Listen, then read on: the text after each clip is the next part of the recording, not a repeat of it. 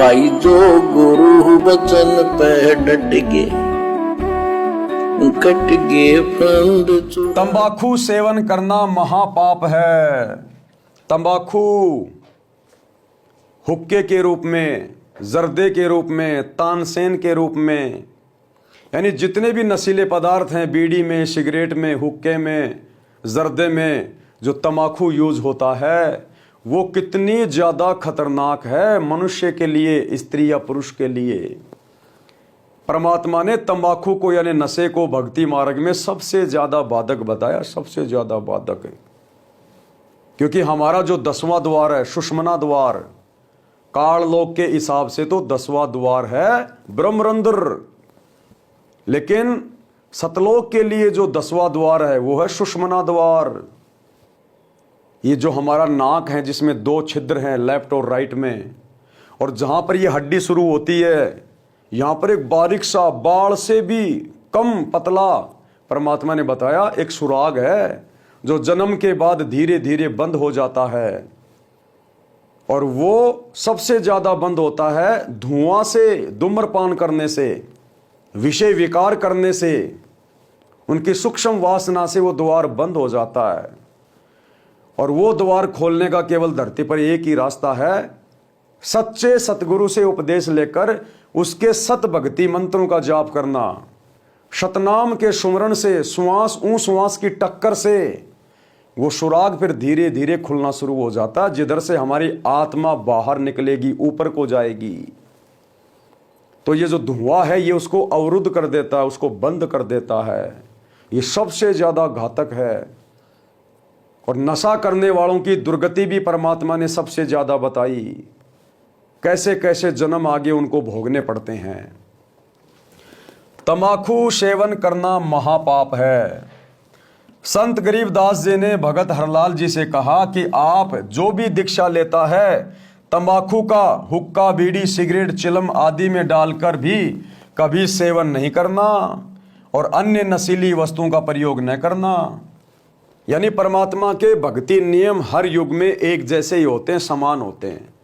जो नियम आज हमें गुरुदेव भगवान नाम दीक्षा देते समय बताते हैं, हमसे वचन लेते हैं कि बच्चों अब आप भगत बन गए, आपने दीक्षा ले ली और ये मर्यादा आपको बता दी गई है, ये आपके गुरु के वचन है, उनकी आज्ञा है। यदि आप मर्यादा तोड़ोगे, कोई भी नियम भंग करोगे तो आपको भक्ति का लाभ नहीं मिलेगा। तो गरीबदास जी ने हरलाल जी को भी यही सारे नियम बता दिए थे, क्योंकि वो खेतीबाड़ी किया करते थे। भगत ने कहा कि हे महाराज जी, तंबाकू तो लगभग सब किसान पीते हैं, इसमें क्या हानि है? क्योंकि उसको ज्ञान नहीं था भाई और बहनों। उस समय सत्संग सुनने का अन्य कोई माध्यम नहीं था। आज तो हम मोबाइल में सत्संग सुन सकते हैं 24 घंटे, टीवी चैनल पर सुन सकते हैं, टीवी में सुन सकते हैं। लेकिन 350 साल पहले अगर संत ने कभी सत्संग सुना दिए तो सुन लिए, और संत यदि 6 महीने नहीं मिला तो कोई सत्संग सुनाने वाला नहीं होता था। जिस कारण से हरलाल जी ने कहा कि महाराज जी तंबाकू में क्या दिक्कत है, तंबाकू तो सभी पीते हैं। तो परमेश्वर ने किस प्रकार समझाया? उत्तर, संत गरीबदास जी ने बताया कि आपने रामायण तथा महाभारत की कथा तो सुनी होगी, उसमें हुक्का सेवन का कहीं वर्णन नहीं है। तंबाकू की उत्पत्ति बताऊं कैसे हुई है, सुन।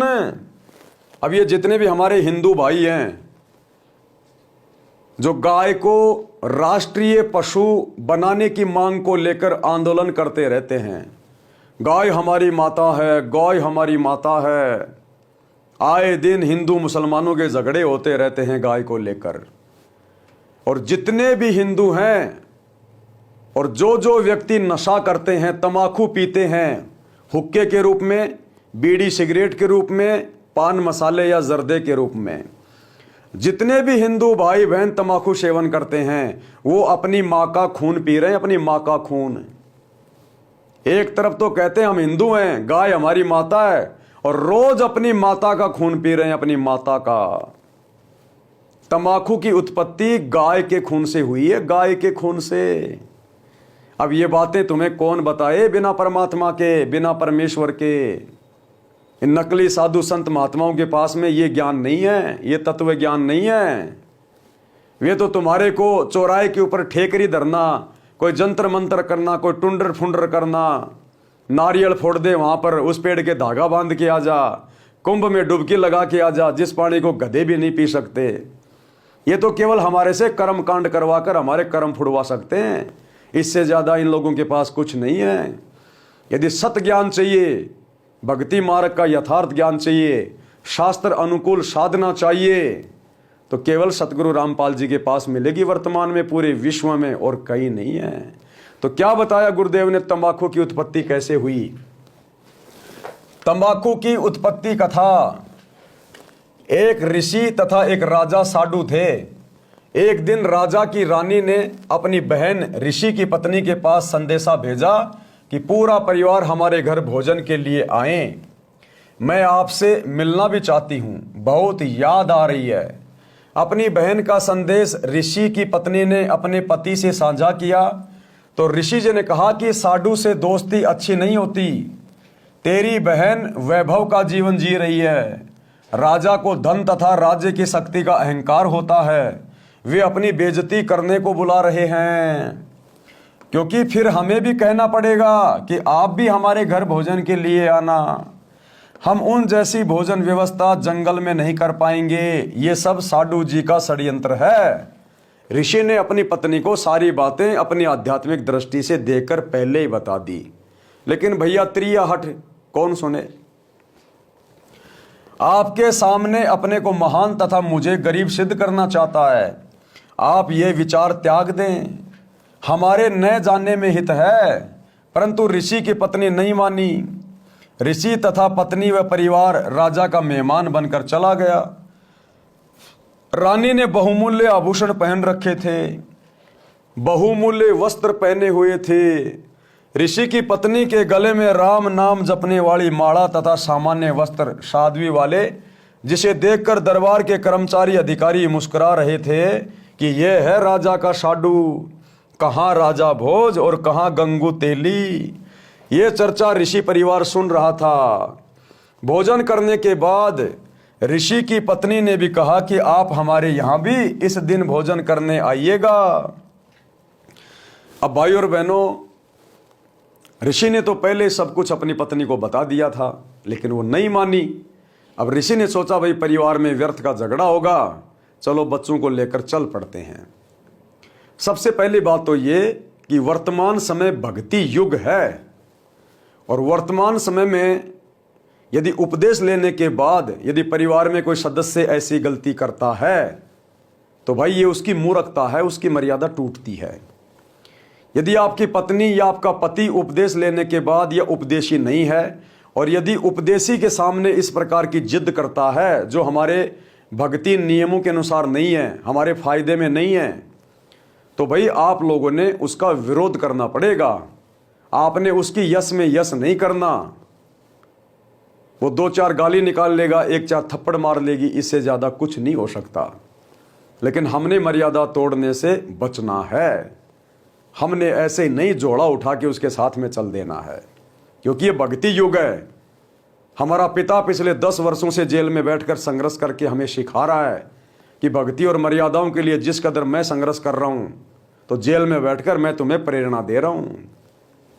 दूसरी बात भाई और बहनों, वो ऋषि परिवार था, सभी बाल बच्चे भक्ति करते थे, और भगत की बेइज्जती परमात्मा सहन नहीं कर सकता। तो उस ऋषि की पत्नी के अंदर परमात्मा ने प्रेरणा की कि तू भी दे इनको न्योता, इनको पता तो चले कि राजा क्या होता है और भगत क्या होता है। क्योंकि वो सब उनकी बेइज्जती कर रहे थे, उनके वस्त्रों को देखकर, उनके आव भाव को देखकर वो मुस्कुरा रहे थे, सभी उनकी बेइज्जती हो रही थी। तो परमात्मा अपने भगत की बेइज्जती सहन नहीं कर सकता। जय हमरा भगत पछोड़ी होई, तो हमरा नाम न ले वह कोई। तो ऋषि की पत्नी में परमात्मा ने प्रेरणा की, और उसने भी अपनी बहन को न्योता दे दिया कि फला फला दिन आप भी हमारे घर आइए भोजन करने के लिए। अब वो राजा, उसको तो मौका चाहिए था, बहाना मिल गया कि ये कंगाल कहाँ से मेरी जैसी व्यवस्था करेगा और ढंग से इसकी बेइज्जती करूंगा, जिसके घर में खुद के खाने के दाने नहीं है, और जब मैं हजारों की सेना लेके जाऊंगा तो ये कहाँ से व्यवस्था करेगा, इसकी ढंग से बेइज्जती हो जाएगी और मेरी वाहवाही हो जाएगी। सभी कर्मचारी अधिकारी मुस्कुरा रहे थे कि यह है राजा का शाडू, कहाँ राजा भोज, कहाँ गंगू तेली। ये चर्चा ऋषि परिवार सुन रहा था। भोजन करने के पश्चात ऋषि की पत्नी ने भी कहा कि आप हमारे यहाँ भी इस दिन भोजन करने आइएगा। निश्चित दिन को राजा हजारों सैनिक लेकर सपरिवार साडू ऋषि जी की कुटी पर पहुंच गया। ऋषि जी ने स्वर्गलोक के राजा इंद्र से निवेदन करके एक कामधेनु, सर्व कामना यानी इच्छा पूरी करने वाली गाय, जिसकी उपस्थिति में खाने की किसी पदार्थ की कामना करने से मिल जाता है, ये पौराणिक मान्यता है, मांगी। क्योंकि भक्तों के पास में भक्ति की कमाई होती है, और असल में संसार में यदि कोई धनी होता है तो भगत होता है, लेकिन दुनिया आध्यात्मिक ज्ञान के बिना इस बात को स्वीकार नहीं कर पाती है। परमात्मा कहते हैं, कबीरा सब जग निर्धना, धनवंता ना कोई, और धनवंता उसी को जानिए जिसके पास राम नाम धन होए, यानी जिसके पास परमात्मा की भक्ति की कमाई होती है, दान पुण्य की कमाई होती है, वो सबसे बड़ा धनी होता है। लेकिन दुनिया इस बात को बिना आध्यात्मिक ज्ञान के स्वीकार नहीं कर पाती है। तो उसके बदले में ऋषि जी ने अपने पुण्य कर्म संकल्प किए थे। स्वर्ग के राजा देवता से वो कामधेनु गाय मंगवाने के लिए, जो सर्व मनोकामना पूर्ण करती है, बस उसके पास बैठ के एक बार बोलना होता है कि माता हमें ये वस्तु चाहिए, चाहे पूरी पृथ्वी को भोजन करवा दो 56 प्रकार के, कोई कमी नहीं होती। लेकिन वो कमाई उस भगत की खर्च होती है, उस भगत की भक्ति कमाई से सब कुछ होता है। तो भाई और बहनों, आप और हमने इस प्रकार की गलती शौपन में भी नहीं करनी। ये इंद्र देवताओं का राजा हमारे लिए हजारों गाय भेज देगा, हजारों। यदि कभी ऐसी नौबत आन पड़ी और यदि हमने कामना कर दी हृदय से कि हे इंद्रदेव, मैं आपको अपने पुण्य संकल्प करता हूं, ऐसी ऐसी बात है, हो सकता है हजारों गायें भेज दे, हजारों। क्योंकि इंद्र को इस बात का पता है कि जितना भक्ति धन इनके पास है, धरती पे किसी के पास नहीं है, और भक्ति के धन से, हमारी भक्ति के टैक्स से इनके ये लोग चल रहे हैं। तो आप और हमने गलती नहीं करनी शौपन में भी। वर्तमान में काल हमसे कैसे गलती करवाएगा? आपका कोई रिश्तेदार बीमार हो गया, आपका बच्चा बीमार हो गया, और आप ज्ञान की कमी के कारण अपनी तरफ से मन में सोच बैठोगे कि हे परमात्मा, हे मालिक, मेरी उम्र लग जाए मेरे बच्चे के, हे मालिक, मेरे इस रिश्तेदार के मेरी उम्र लग जाए, जैसे कि बड़े बूढ़े लोग बोल दिया करते हैं। तो हमने इस प्रकार से कोई भी शब्द अपने मुख से नहीं निकालना। उसी समय हमारे पुण्य उसको संकल्प हो जाएंगे, और हो सकता है हम तो बीमार पड़ जाएं और वो स्वस्थ हो जाए। तो हमने किसी के अच्छे की कामना नहीं करनी है। अब दुनिया को ये बातें अच्छी नहीं लगेंगी कि यार ये तो किसी के अच्छे की कामना भी नहीं करते। तो हमने किसी के अच्छे की कामना नहीं करनी है। अब दुनिया सोचेगी ये सतगुरु रामपाल जी के भगत तो अच्छे, ये किसी का अच्छा ही नहीं चाहते। अरे हमसे अच्छा तो दुनिया का कोई सोच ही नहीं सकता। हम आप लोगों को गांव गांव जाकर पुस्तकें बांट रहे हैं, वीडियो बना बना के समझा रहे हैं। परमात्मा जिससे अनमोल वस्तु धरती पे दुनिया में कोई नहीं है, उसकी जानकारी दे रहे हैं। आपको 84 लाख योनियों के दुखों से बाहर निकालने का रास्ता बता रहे हैं, आपको भक्ति मार्ग बता रहे हैं। हमसे ज्यादा शुभ चिंतक दुनिया में आपके परिवार वाले, आपके रिश्तेदार भी आपके नहीं हो सकते। परंतु यहां पर अच्छा करने की कामना से मतलब है कि हमने अपनी मर्यादा तोड़कर किसी और के लिए अच्छे की कामना नहीं करनी, क्योंकि सबसे पहले अपने स्वयं का कल्याण है, उसके बाद में दूसरा। तो जब हम आपको भगवान की जानकारी दे रहे हैं तो आप लोगों ने उस पर विचार करना चाहिए। अब आप जी रास्ते में खड़े क्योंकि आपकी गाड़ी का टायर पंचर हो गया, हवा निकल गई, दूसरा व्यक्ति गाड़ी लेके आ रहा है। अब वो व्यक्ति यदि अपने टायर में से अगर आपके टायर में हवा डालेगा तो क्या होगा? ना तो आपकी गाड़ी ढंग से चल पाएगी, और उसने भी अपनी हवा निकाल दी, वो भी ढंग से नहीं चल पाएगा। इससे अच्छा है कि आपको वो व्यक्ति किसी पंचर निकालने वाले के बारे में बता दे कि भैया जैसे तैसे करके गाड़ी टोचन करके और यहाँ से 2 किलोमीटर आगे गाड़ी पंचर करने वाला है, उसके पास बहुत हवा है, जितनी मर्जी हवा भरवा लो। तो वो तो है समझदारी। तो यदि हम उनको भगवान का रास्ता बता देते हैं, गुरु जी की शरण में आने की जानकारी दे देते हैं, तो वो है सबसे बड़ा उसका भला करना, उस आत्मा का उद्धार करवाना। और यदि हम अपनी तरफ से अपनी भक्ति देने लग गए कि हे भगवान इसका लड़का ठीक हो जाए, हे भगवान इसका लड़का ठीक हो जाए, चाहे मेरी भक्ति चली जाए, हे परमात्मा इसको मेरी उम्र लग जाए, तो ये हो गया अपना नुकसान करना। तो भक्ति मार्ग में हमने ऐसी गलती बिल्कुल भी नहीं करनी है। अपने परिवार के किसी सदस्य के लिए भी हमने इस प्रकार से कामना नहीं करनी है, अन्यथा हमारी भक्ति बर्बाद हो जाएगी। यदि कोई बीमार है, दुखी है, परेशान है, तो उसको बताओ भैया तेरी तरह मैं भी ऐसा ही था पहले, दुखी, बीमार, परेशान, और देखो मैंने सतगुरु रामपाल जी से जिस दिन उपदेश लिया है और उनकी मर्यादाओं में रह के भक्ति करना शुरू किया है, आज देख लो मेरी हालत क्या है। चलो आप भी हमारे गुरु जी के पास उपदेश ले लो। तो आपने उसका बहुत बड़ा अच्छा कर दिया, आपने उसका उद्धार कर दिया, आपने सच्चे सतगुरु से जोड़ के। तो हमने ध्यान रखना है, इस ऋषि जी की तरह हमने मान बढ़ाई में आके या किसी भी दबाव में आके अपने पुण्य बर्बाद नहीं करने हैं। उसके बदले में ऋषि जी ने अपने पुण्य कर्म संकल्प किए थे।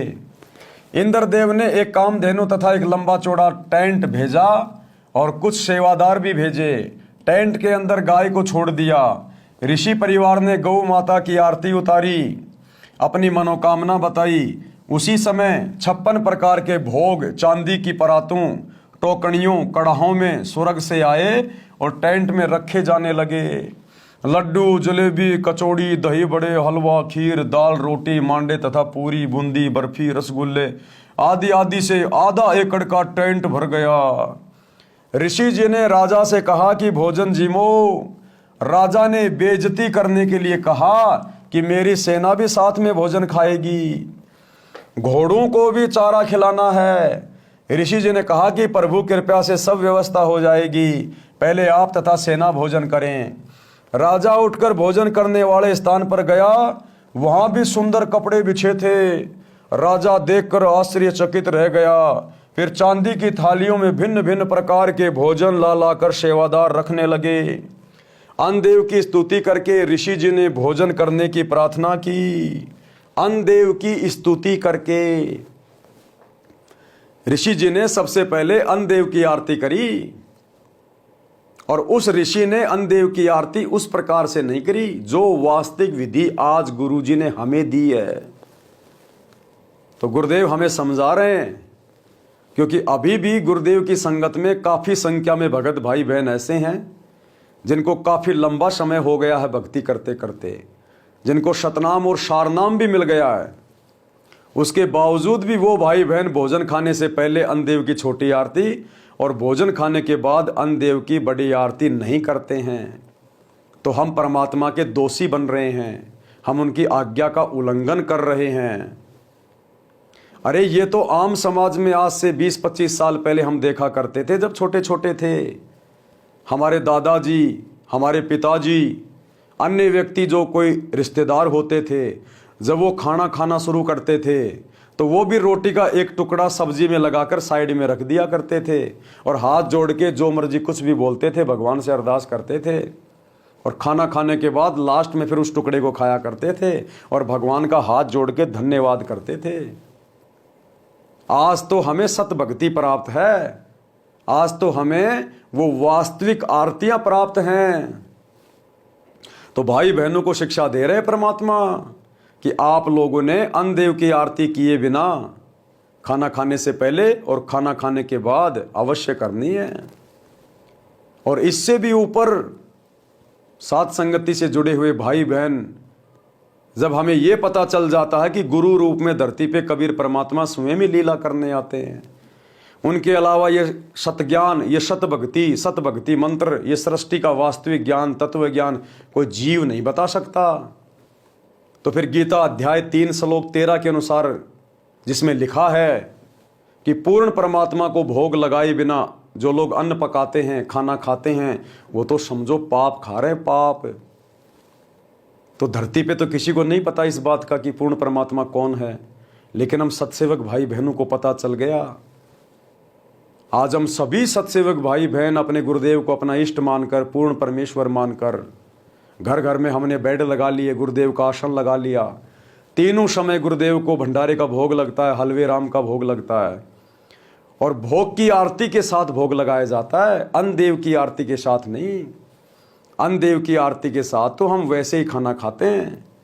सबसे पहले उस संपूर्ण भोजन का, भंडारे का जो घर में बनता है, अपने गुरुदेव को भोग की आरती के साथ भोग लगाते हैं। क्योंकि हमारे गुरुदेव कोई देव नहीं है, कोई अन्न देव नहीं है। हमारे गुरुदेव स्वयं कबीर परमात्मा है, देवों के देव महादेव है। और गीता अध्याय 3 श्लोक 13 के अनुसार परमात्मा को भोग लगाना होता है। तो हम सत्सेवक भाई बहन अपने गुरुदेव को भोग की आरती के साथ भोग लगा के ही भोजन करते हैं। फिर वो प्रसाद बन जाता है, पाप नाशक प्रसाद बन जाता है। तो आप और हमारा कितना बड़ा सौभाग्य। बाकी संगत तो अभी अन्न देव की आरती भी ढंग से नहीं करती है, भोजन खाने से पहले और खाने के बाद में। तो ऋषि जी ने क्या किया, अन्न देव की स्तुति करके ऋषि जी ने भोजन करने की प्रार्थना की।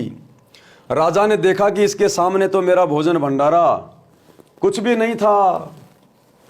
जिस राजा ने और जिस रानी ने उस ऋषि परिवार की बेइज्जती करने के लिए बुलवाया था और बढ़िया से बढ़िया भोजन खिलाया था कि ये कंगाल कहाँ से खिला देगा, लेकिन परमात्मा को पता है वो अपनी आत्मा की बेइज्जती नहीं देख सकता। तो परमात्मा ने प्रेरणा करके सारी व्यवस्था करवाई और वो राजा भी दंग रह गया कि ऐसा भोजन भंडारा, और वो भी चांदी की थालियों में। ये तो मैं भी नहीं करवा पाया, ये कंगाल लाया कहाँ से। मैंने तो केवल ऋषि परिवार को ही भोजन कराया था, वह भी 3-4 पदार्थ बनाए थे। राजा शर्म के मारे पानी पानी हो गया। खाना खाते वक्त बहुत परेशान था, ईर्ष्या की आग धधकने लगी, बेइज्जती मान ली। सर्व सैनिक खाए और सराए, राजा का खून जल रहा था। अपने टेंट में जाकर ऋषि को बुलाया और पूछा कि ये भोजन जंगल में कैसे बनाया। न कोई कढ़ाई चल रही है, न कोई चूल्हा जल रहा है। ऋषि जी ने बताया कि मैंने अपने पुण्य तथा भक्ति के बदले स्वर्ग से एक गाय उधारी मांगी है। उस गाय में विशेषता है कि हम जितना भोजन चाहें तुरंत उपलब्ध करा देती है। राजा ने कहा कि मेरे सामने उपलब्ध कराओ तो मुझे विश्वास हो। ऋषि तथा राजा टेंट के द्वार पर खड़े हो गए। अंदर केवल गाय खड़ी थी, द्वार की ओर मुख था। टेंट खाली था क्योंकि सबने भोजन खा लिया था। शेष बचा सामान तथा सेवक ले जा चुके थे। गाय को ऋषि जी की अनुमति का इंतजार था। राजा ने कहा कि ऋषि जी ये गाय मुझे दे दो, मेरे पास बहुत बड़ी सेना है, उसका भोजन इससे बनवा लूंगा। तेरे किस काम की? ऋषि ने कहा कि राजन, मैंने ये गौ माता उधारी ले रखी है, स्वर्ग से मंगवाई है, मैं इसका मालिक नहीं हूं, मैं आपको नहीं दे सकता। राजा ने दूर खड़े सैनिकों से कहा कि इस गाय को ले चलो। अब साधु की यारी दोस्ती बस इतनी होती है। भाई और बहनों, ये पूरा का पूरा 21 ब्रह्मांड राग द्वेष ईर्ष्या की आग में जल रहा है। और परमात्मा कहते मतलब के बिना कोई नहीं प्यारा। यहां पर चाहे माँ बाप का रिश्ता हो, बेटा बेटी का रिश्ता हो, पति पत्नी का रिश्ता हो, यारी दोस्ती हो, कोई कर्मचारी या अधिकारी हो, मालिक हो, मजदूर हो, सब एक दूसरे से स्वार्थ के कारण बंधे हुए हैं। कोई मजदूरी कर रहा है तो अपने स्वार्थ के लिए कर रहा है। मजदूर को कोई तनख्वाह दे रहा है तो अपने स्वार्थ के लिए दे रहा है, मजदूरी करवा के दे रहा है। स्कूल में यदि हम बच्चे पढ़ा रहे हैं तो टीचर अपने स्वार्थ के लिए पढ़ा रहे हैं, पैसों के लिए पढ़ा रहे हैं। माता पिता बच्चों को पढ़ा रहे हैं तो नौकरी के लिए पढ़ा रहे हैं, स्वार्थ के लिए पढ़ा रहे हैं। तो भाइयों और बहनों, ये स्वार्थियों का लोग है, मतलब के बिना कोई नहीं प्यारा। तो परमात्मा कहते हैं साधु की और कुत्ते की बस इतनी यारी होती है, इससे ज्यादा नहीं। ऋषि ने देखा कि साधु की नीयत में खोट आ गया। उसी समय ऋषि जी ने गौ माता से कहा कि गौ माता, आप अपने लोक, अपने धनी स्वर्गराज इंद्र के पास शीघ्र लौट जाएं। उसी समय कामधेनु टेंट को फाड़कर सीधी ऊपर को उड़ चली। राजा ने गाय को गिराने के लिए गाय के पैर में तीर मारा। अब सभी हिंदू भाई जो भारत देश को विश्व गुरु बनाने के लिए भागदौड़ कर रहे हैं, भारत देश को धर्म गुरु बनाने के लिए, गाय को राष्ट्रीय पशु बनाने के लिए, और जो अपने आप को सनातनी कहते हैं, सनातनी दुनिया के सर्वश्रेष्ठ धर्मावलंबी कहते हैं, ये कथा तुम्हारे पुराणों में लिखी हुई है। इसको ध्यान से सुनिएगा। अब आगे राजा ने गाय को गिराने के लिए गाय के पैर में तीर मारा। गाय के पैर से खून बहने लगा और पृथ्वी पर गिरने लगा। गाय घायल अवस्था में स्वर्ग में चली गई। जहां जहां गाय का रक्त यानी खून गिरा था, वहीं वहीं तमाकू उग गया। फिर बीज बनकर अनेकों पौधे बनने लगे। संत गरीबदास जी ने कहा है कि तमा प्लस खून, तमा यानी गाय और खून यानी खून, तमाकू जो गाय के खून से बना है उसको कहते हैं तमाकू। तमा ये शब्द जाकर डिक्शनरी में देख लेना, गूगल पे जाके सर्च कर लेना कि तमा का मतलब क्या होता है। तमा का मतलब होता है गाय और खून का मतलब होता है खून। गाय का खून, उससे तमाकू बना है। भाई जो गुरु बचन पे डट गे, कट गे फंद 84 के, कट गे फंद 84 के, कट गे फंद 84 के।